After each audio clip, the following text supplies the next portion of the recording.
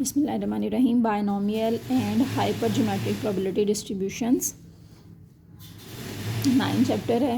ठीक है, इसमें 2 हमने डिस्ट्रीब्यूशंस पढ़नी है, बायनोमियल एंड हाइपरज्योमेट्रिक।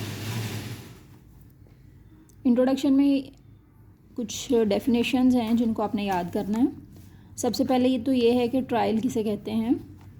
जब भी आप कोई भी एक्सपेरिमेंट करते हैं, सपोज़ आप कॉइन टॉस करें, ठीक है, या फिर आप जो है वो कोई कार्ड ड्रा करें, या फिर आप डाई रोल करें, इस तरह के जितने भी एक्सपेरिमेंट्स आप करते हैं वो ट्रायल कहलाते हैं। ठीक है, हर ड्राइंग या हर दफ़ा जब आप कॉइन को टॉस करें, जब आपने एक टॉस किया तो वो एक ट्रायल है, फिर सेकंड टाइम टॉस किया तो वो सेकंड ट्रायल है। इसी तरह एक बार कार्ड आपने ड्रा किया तो वो फर्स्ट ड्राइंग है, सेकंड टाइम ड्रा किया तो वो सेकंड ड्राइंग है। तो हर दफ़ा जो आप ड्रा कर रहे हैं, हर दफ़ा जब आप एक्सपेरिमेंट को रिपीट कर रहे हैं तो वो क्या कहलाता है, ट्रायल कहलाता है। यानी एक दफ़ा आपने कॉइन टॉस की वो एक ट्रायल है, फिर दूसरी दफ़ा टॉस करेंगे वो दूसरा ट्रायल है। तो ये ट्रायल की डेफिनेशन है जो कि आपने करनी है यहाँ से लेकर यहाँ तक। ठीक है और ये जो रिज़ल्ट्स होते हैं, ये जो ट्रायल्स होते हैं, ये हमारे पास 2 टाइप्स के होते हैं। जिसमें हमारा इंटरेस्ट है, जब आपने कोई ट्रायल किया, यानी आपने एक कॉइन टॉस किया, आप चाहते हैं मेरे पास हेड आए, तो हेड आपका क्या होगा, सक्सेस कहलाएगा। और अगर हेड ना आया, टेल आ गया, तो उसको आप कहेंगे फेलर है। ठीक है, 2 टाइप के हमारे पास हर ट्रायल के या हर आउटकम के या हर रिज़ल्ट के, ये सारे अल्टरनेटिव वर्ड्स हैं। इनमें से कोई भी है, आउटकम है तो उसका मतलब भी यही है, ठीक है, रिज़ल्ट का मतलब भी यही है, और ट्रायल का मतलब भी यही है। तो हर ट्रायल के या हर आउटकम के या हर रिज़ल्ट के जो है वो 2 पॉसिबिलिटीज़ होती हैं, या सक्सेस आता है या फिर फेलर आता है। सक्सेस वो चीज़ है जिसमें आपका इंटरेस्ट है, और अगर जिसमें आपका इंटरेस्ट है वो चीज़ नहीं आई तो फिर वो फेलर है। तो सक्सेस को P से शो करेंगे। ठीक है, ये लिखा भी हुआ है यहाँ पे, the probability of success is denoted by P। जो आपका सक्सेस है या जिसमें आप इंटरेस्टेड हैं, उसकी प्रोबेबिलिटी को आपने P से शो करना है, और जिसमें आप इंटरेस्टेड नहीं हैं उसकी प्रोबेबिलिटी को आपने Q से शो करना है। अब ये Q अगर आपके पास जो है वो P है तो आप उससे Q बना सकते हैं। 1 में से आप टोटल प्रोबेबिलिटीज़ जो है वो 1 के इक्वल होती हैं, तो अगर आपके पास P का पोर्शन है तो Q आप निकाल सकते हैं। 1 में से P को माइनस करेंगे, Q आ जाएगा। इसी तरह P को उधर ले जाएं, Q प्लस P करेंगे तो इक्वल टू 1 होगा। ठीक है, अगर आपके पास Q है तो आप P निकाल सकते हैं, P है तो Q निकाल सकते हैं इस इक्वेशन से, Q प्लस P इक्वल 1 से। नेक्स्ट ये है कि जब आप एक एक्सपेरिमेंट करते हैं, एक्सपेरिमेंट को आपने किसी भी नंबर ऑफ़ टाइम तक रिपीट करना होता है। अगर आप n टाइम तक उसको रिपीट करते हैं तो नंबर ऑफ़ सक्सेसेस जो उसके अंदर आएंगी, सपोज़ हम ये करते हैं कि वो x है। ठीक है, यानी अगर आपने 50 टाइम कोई एक्सपेरिमेंट किया, उसमें 20 सक्सेसेस थी, 20 वो रिज़ल्ट आया जिसमें आप इंटरेस्टेड थे, तो उसको आपने x कहना है। तो फिर बाकी के कितने फेलर कितने आएंगे, फेलर वो होंगे n में से आप सक्सेस को निकाल देंगे तो आपके पास टोटल जो है वो नंबर ऑफ़ फेलर्स आ जाएंगे। अगर n 50 है, टोटल एक्सपेरिमेंट को आपने n टाइम रिपीट करना है, तो n अगर 50 टाइम आपने रिपीट किया है, 20 उसमें सक्सेसेस हैं, तो बाकी फेलर फिर कितने बनेंगे, 50 माइनस 20 इज़ इक्वल टू 30 जो है वो फेलर बनेंगे। नेक्स्ट है a trial having 2 possible outcomes. ये पहले भी मैंने आपको बताया है कि एक ट्रायल की 2 पॉसिबल आउटकम्स होती हैं, या सक्सेस होती है, एक सक्सेस होती है फिर फेलर होती है, तो उसको बोलते हैं बर्नौली ट्रायल। यानी बर्नौली ट्रायल्स का मतलब ही ऐसे ट्रायल्स हैं जिनकी आउटकम को हम 2 पार्ट्स में डिवाइड करते हैं, सक्सेस एंड फेलर। ये बर्नौली ट्रायल्स की डेफिनेशन है यहाँ से लेकर यहाँ तक। ठीक है, नेक्स्ट है फॉर ईच बर्नौली ट्रायल, हर बर्नौली ट्रायल के लिए probability of success remain the same and the successive trials are independent. इसका मतलब ये है कि जब भी आप एक्सपेरिमेंट कर रहे हैं, तो जितने भी आप ट्रायल्स कर रहे हैं, तो हर ट्रायल में आपने अपनी सक्सेस जो है वो सेम रखनी है। ठीक है, अगर आपने हेड को सक्सेस कहा है तो पूरे एक्सपेरिमेंट के दौरान आपकी सक्सेस जो है वो हेड ही रहेगा। ठीक है, और इंडिपेंडेंट का मतलब है कि एक आउटकम का, एक ट्रायल का जो रिज़ल्ट है वो दूसरे पर डिपेंड नहीं करता, इंडिपेंडेंटली वो रिपीट हो रहे हैं। अब नेक्स्ट जो डेफिनेशन है वो बाइनोमियल एक्सपेरिमेंट की है। ये बर्नौली ट्रायल की होगी यहाँ तक, ठीक है, यहाँ तक ट्रायल की हो गई। फिर उसके बाद नेक्स्ट आ गई बाइनोमियल एक्सपेरिमेंट की। बाइनोमियल एक्सपेरिमेंट की डेफिनेशन यहाँ से स्टार्ट होगी। An experiment in which the outcomes can be classified as success और failure and in which the probability of success remain constant from trial to trial is called binomial experiment. ठीक है, पहले क्या था, trial था। Bernoulli trials को इकट्ठा करने से ही बाइनोमियल एक्सपेरिमेंट बनता है। वो एक ट्रायल था तो उसकी दो पॉसिबल आउटकम्स थी। अब एक पूरा एक्सपेरिमेंट है, उसकी अगर दो पॉसिबल आउटकम्स हो, यानी बर्नौली ट्रायल्स को इकट्ठा कर दिया गया है, पूरा एक एक्सपेरिमेंट बना दिया गया है, तो वो क्या बन जाएगा, बाइनोमियल एक्सपेरिमेंट। उसमें भी यही होगा कि आउटकम्स को क्लासिफाई करते हैं सक्सेस एंड फेलर में, और दूसरा ये है कि जो प्रोबेबिलिटी ऑफ सक्सेस है वो पूरे एक्सपेरिमेंट में, हर ट्रायल में जो है वो कांस्टेंट रहती है, सेम रहती है, तो वो क्या कहलाता है, बाइनोमियल एक्सपेरिमेंट। नेक्स्ट है बाइनोमियल एक्सपेरिमेंट की ये 4 प्रॉपर्टीज़ हैं। ठीक है, जब आपको बाइनोमियल एक्सपेरिमेंट की डेफिनेशन आए तो ये लिखने के बाद अगर प्रॉपर्टीज़ अलग से कहें तो वो भी आप लिख सकते हैं, लेकिन अगर डेफिनेशन आए तो उसमें साथ प्रॉपर्टीज़ भी लिखते हैं। ठीक है, पहली तो ये 2 प्रॉपर्टीज़ तो यही हैं जो आपने यहाँ पढ़ ली हैं, बल्कि सारी वही हैं। सबसे पहले क्या है कि each trial of experiment results in an outcome which can be classified into 2 categories, success and failure. ये वही बात होगी जो कि हमने इसकी डेफिनेशन में भी पढ़ी थी।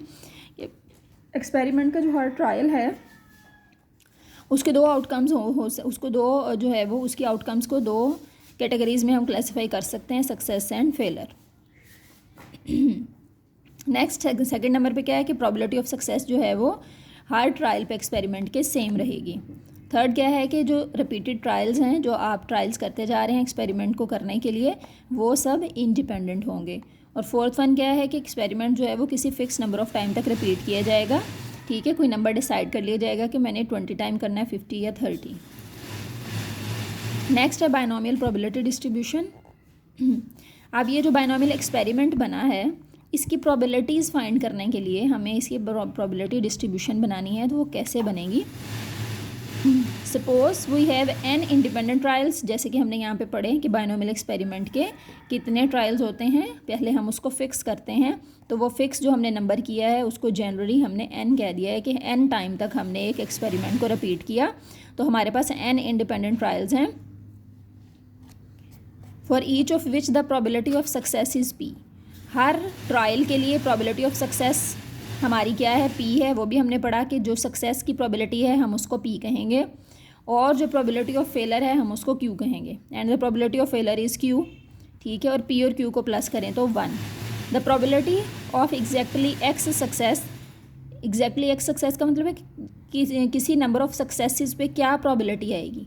Probability of exactly x success is given by,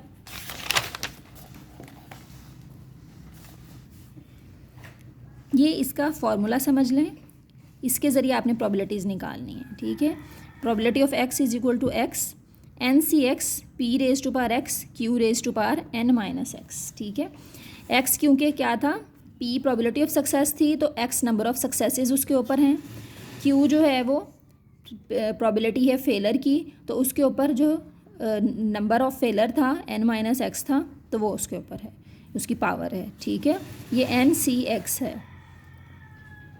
where x varies from 0 to n, x में कौन कौन सी वैल्यूज़ हो सकती हैं, 0 से लेकर n तक किसी भी नंबर पे सक्सेस आ सकता है। ठीक है, the random variable x is called the binomial random variable and the distribution of x is called the binomial distribution. ठीक है, कि जो x है वो क्या है, बाइनोमियल रैंडम वेरिएबल है, और जो इस रैंडम वेरिएबल से बनने वाली डिस्ट्रीब्यूशन है वो क्या है, बाइनोमियल डिस्ट्रीब्यूशन है। जो क्वांटिटीज़ हैं, कौन सी क्वांटिटीज़ हैं इसके अंदर, n and p are called the parameters of the binomial distribution. ये पैरामीटर्स हैं, इनका मतलब ये है कि इसी से डिस्ट्रीब्यूशन बनेगी। अगर आपको ये नॉन है तो आप डिस्ट्रीब्यूशन ये बना सकते हैं, प्रोबेबिलिटीज़ फाइंड कर सकते हैं। n नंबर ऑफ़ जो है वो ट्रायल्स हैं, एक्सपेरिमेंट का नंबर है कि कितने टाइम वो रिपीट किया गया, p प्रोबेबिलिटी ऑफ सक्सेस है, n and p her distribution के पैरामीटर्स होते हैं, तो इस बाइनोमियल डिस्ट्रीब्यूशन के 2 पैरामीटर्स हैं n एंड p।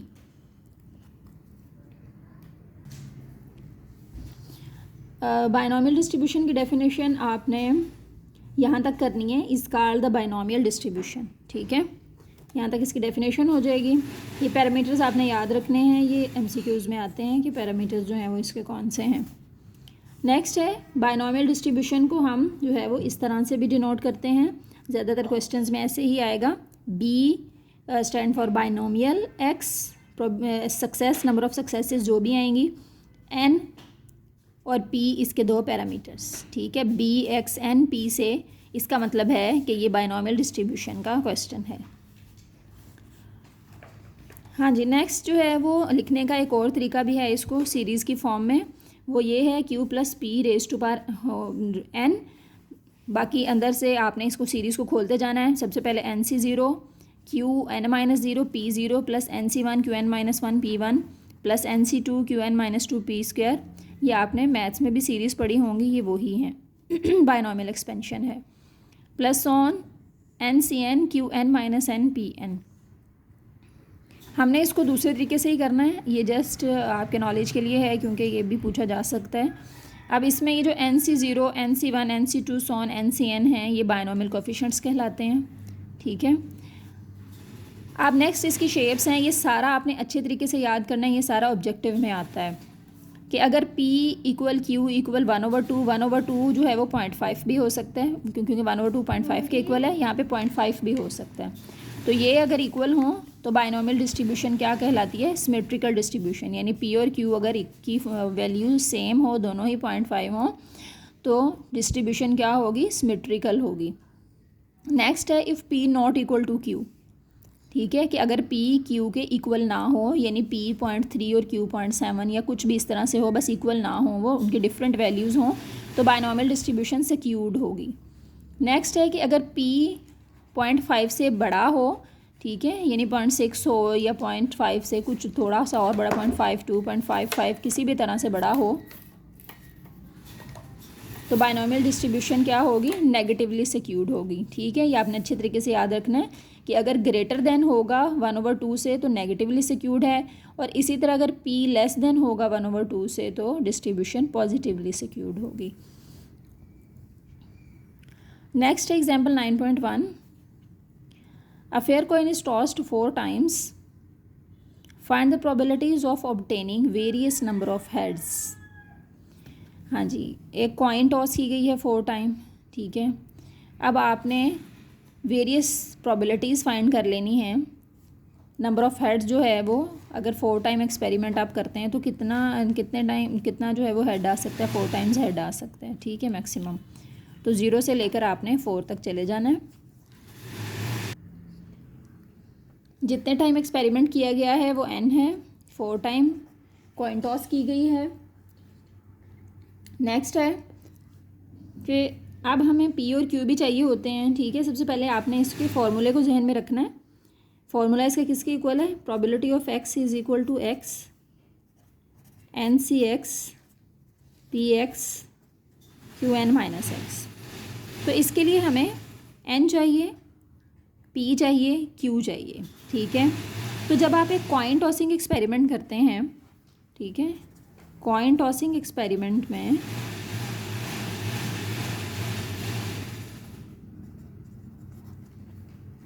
P और Q जो है वो 1/2 होते हैं, या आप इसको 0.5 पे लिख सकते हैं, ठीक है। ये दोनों क्या होते हैं? 1/2 होते हैं P और Q जब आप एक कॉइन टॉसिंग एक्सपेरिमेंट करते हैं, ठीक है।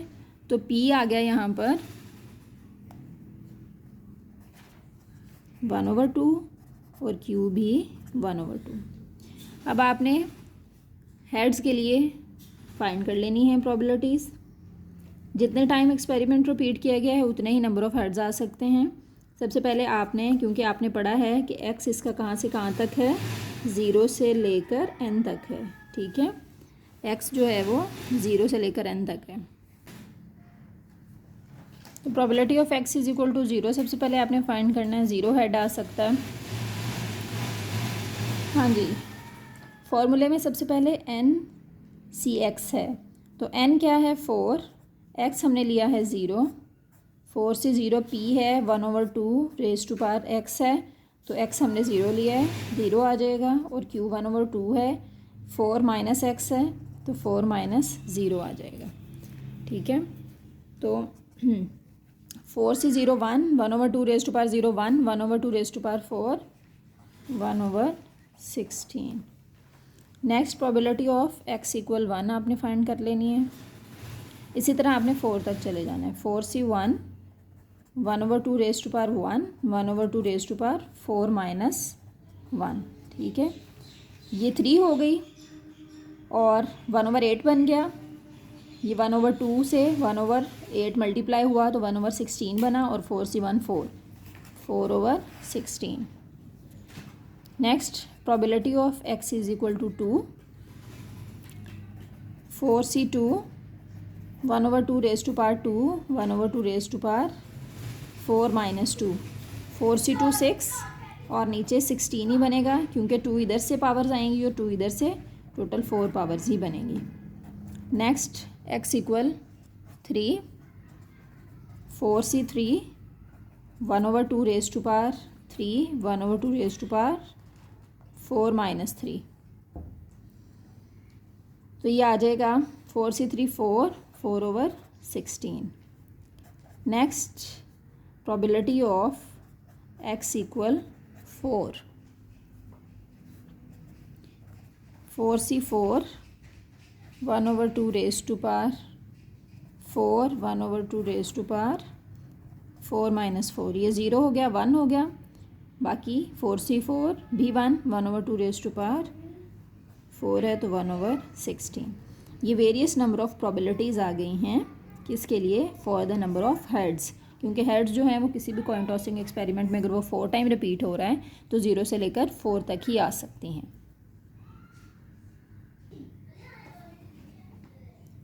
9.2 एग्जाम्पल देखिए। A fair coin is tossed 5 times, what is the probability of getting exactly 3 heads, at least 3 heads, at most 2 heads. यहाँ पर भी कॉइन टॉस हो रही है, 5 टाइम्स हो रही है, तो n क्या हो जाएगा 5, p और q 1/2। और अब आपने प्रोबेबिलिटी गेट करनी है। अब आपने वेरियस नंबर ऑफ हेड्स की नहीं करनी, जो मेंशन किया है उसकी करनी है। एग्जैक्टली 3 हेड्स, फिर उसके बाद एटलीस्ट क्या होता है, एटलीस्ट का मतलब होता है greater than equal, eight most का मतलब लेस देन इक्वल। ठीक है, ये ग्रेटर देन इक्वल, ये less than equal. Experiment 5 times repeat हुआ है तो n 5 हो गया, क्योंकि ये कॉइन टॉसिंग एक्सपेरिमेंट है तो p q 1/2 ही रहेंगे। अब नेक्स्ट प्रोबेबिलिटी फाइंड करनी है एग्जैक्टली 3 हेड्स की, तो एग्जैक्टली 3 हेड्स x इक्वल 3। ठीक है, फॉर्मूला आप लगा लें, NC, फार्मूला है NCX, n है हमारे पास 5। सबसे पहले फार्मूला लिखें ताकि मिस्टेक ना हो, NCX PX Q n-x। ठीक है, और x कहाँ से कहाँ तक जाता है, यहाँ है हमारे पास 5 है तो ये 5 तक जाएगा। नेक्स्ट हमने फाइंड करना है एग्जैक्टली 3 हेड्स।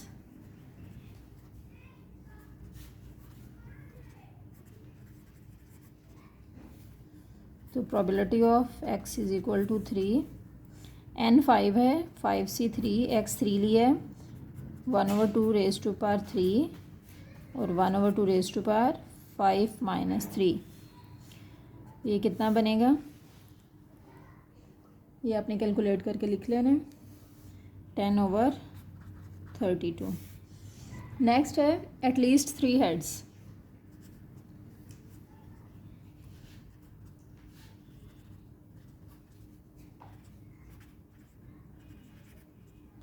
एटलीस्ट का क्या मतलब होता है, ग्रेटर देन इक्वल, यानी फाइंड आपने करना है x greater than equal to 3। Greater than equal to 3 का मतलब है 3 और 3 से अबव सारे लेने हैं। अबव कहाँ तक जाएंगे, 5 तक जाएंगे।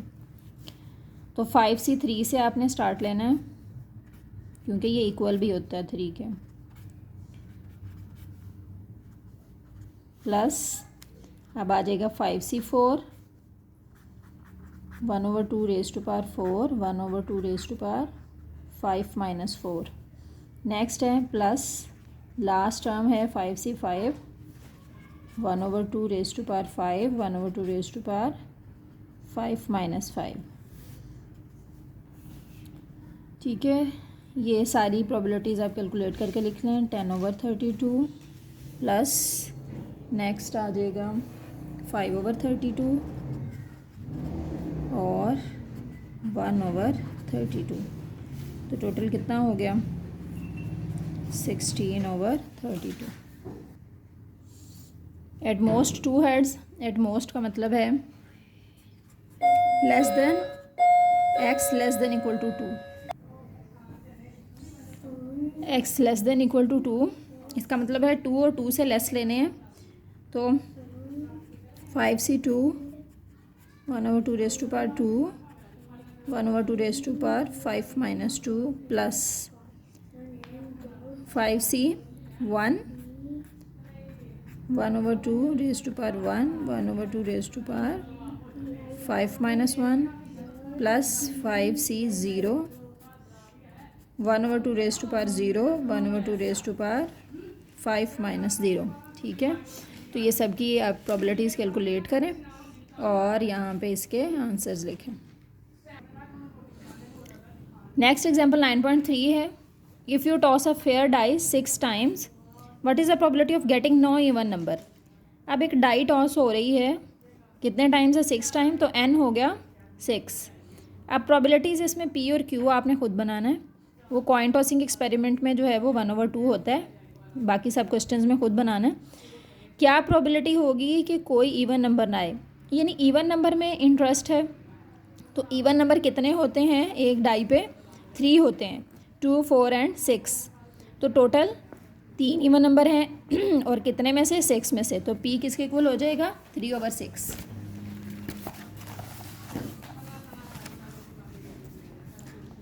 n 6 है, कितने इवन नंबर होते हैं? 1, 2, 3, 4, 5, 6। अब इसमें 2, 4 और 6 आपने ले लेने हैं। 3 इवन नंबर टोटल 6 में से। तो p हो गया, ये कटिंग के बाद 1/2 आ गया। तो q आपने यहाँ से खुद बना लेना। q किसके इक्वल होता है? q इक्वल होता है 1 - p के। ठीक है, तो 1 - 1/2 किसके इक्वल हो गया? 1/2 के। तो p भी 1/2 और q भी 1/2 और n हो गया 6। अब फाइंड आपने क्या करना है?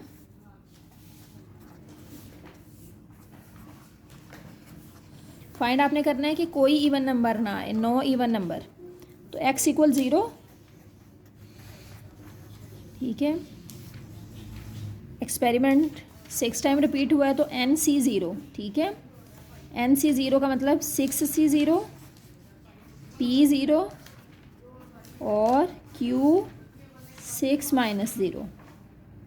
ठीक है, तो ये कैलकुलेट कर लें। 6C0 1, 1/2 raise to power 0, 1, 1/2 raise to power 6, 64 I think 1/64 आ जाएगा। Probability of x = 0।